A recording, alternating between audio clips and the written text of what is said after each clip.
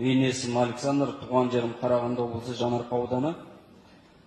Қазақ тілін мен үшін енді қазақ ауыл, таза қазақ ауылында өскен.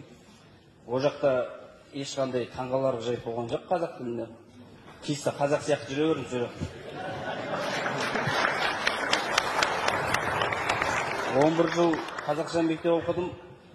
Колледждерде де барлығын қазақша оқыдым.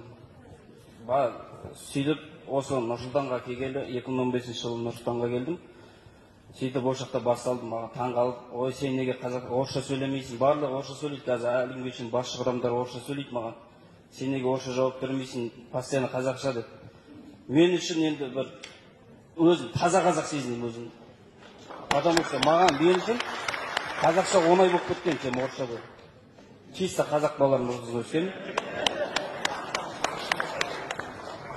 Сондықтан осы Қазақстан азаматы болғандықтан енді қазақ тілін білу міндет деп есептеймін барлығы үшін.